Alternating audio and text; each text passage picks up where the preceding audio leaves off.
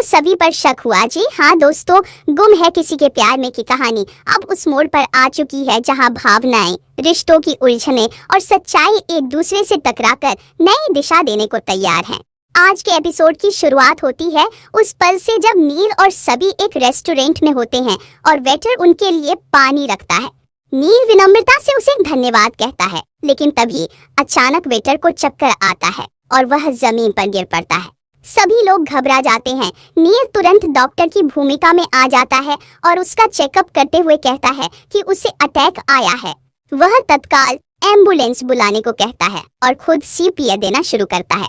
कुछ ही देर में वेटर की सांसें लौट आती हैं और उसकी जान बच जाती है। हॉस्पिटल की टीम आकर उसे ले जाती है। वहां मौजूद लोग नील के इस साहस और तत्परता पर तालियां बजाते हैं और उसका धन्यवाद करते हैं। एक महिला भावुक होकर कहती है कि नील ने सिर्फ एक जान नहीं बचाई, बल्कि एक पूरे परिवार को टूटने से बचा लिया है। नील विनम्रता से मुस्कुराकर कहता है कि ये उसका फर्ज है, एक डॉक्टर का धर्म। यह दृश्य देखकर सई की आंखें चमक उठती हैं और वह सभी से कहती है, मेरे पुकी बाबा कितने अच्छे हैं। मैं भी बड़ी होकर उनके जैसी डॉक्टर बनूंगी और उनके साथ काम करूंगी। सभी उसकी मासूमियत पर मुस्कुराती है, लेकिन अंदर से एक डर उसे जकड़ने लगता है।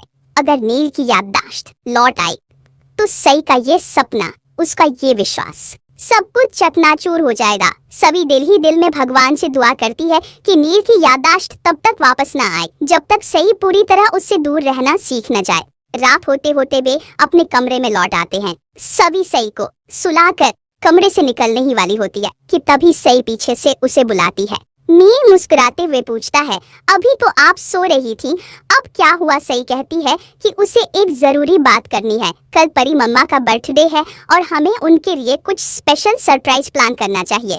नील मुस्कुरा उठता है, उसे बिल्कुल याद नहीं था, लेकिन सई की बात सुनते ही वह उत्साह से भर जाता है और कहता है कि इस बार का बर्थडे सबसे खास होगा। अगली सुबह सभी की नींद खुलती है तो सई बिस्तर पर नहीं होती। तभी उसे एक खूबसूरत गुलदस्ता दिखता है जिसके साथ एक लेटर भी होता है।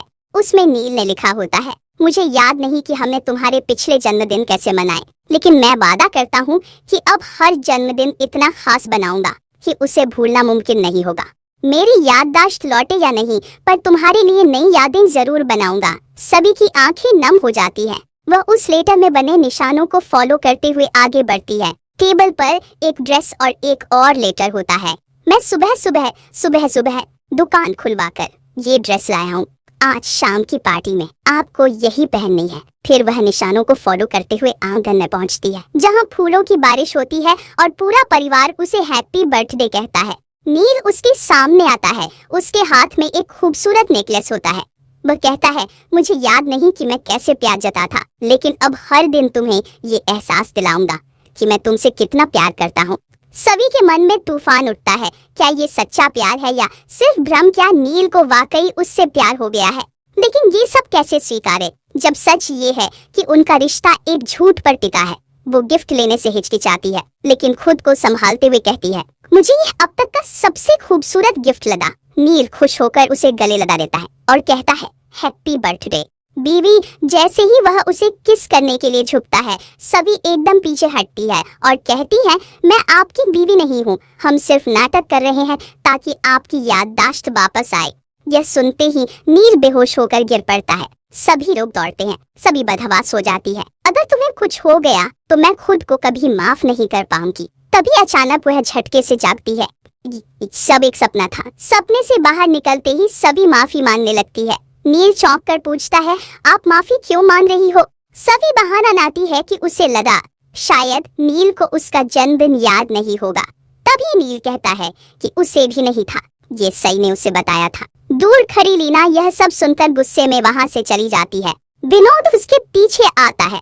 लीना दुखी होकर कहती है कि उनका बेटा उन्हें पहचान नहीं रहा, सिर्फ अपनी नकली बीवी की परवाह कर रहा है।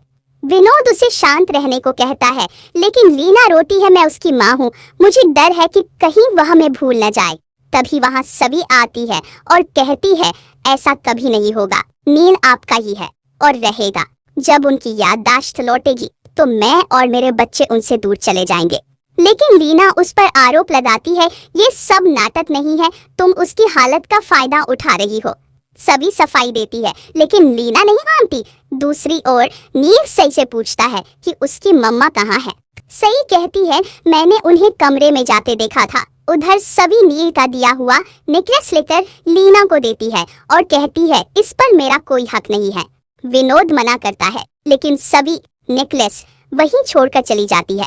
नील ये सब देख लेता है और उसके मन में शक जन लेता है, कुछ तो है जो मुझसे छुपाया जा रहा है। वह परेशान होकर प्राची से पूछता है कि उसकी और सभी की शादी कैसी थी।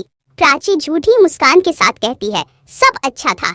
यश से भी वही सवाल करता है लेकिन वह भी टाल देता है। नील अब भीतर टूटने लगता है। एक रात वह शराब पीते हुए खुद से सच्चाई जानने की कोशिश करता है। तभी सभी उसे देखकर चौंक जाती है और गुस्से में बोतल छीन लेती है। दोनों के बीच बहस हो जाती है। बोतल जमीन पर गिरती है और सभी का हाथ कट जाता है। नील उसे लेकर अपने कमरे में आता है और पट्टी करता है।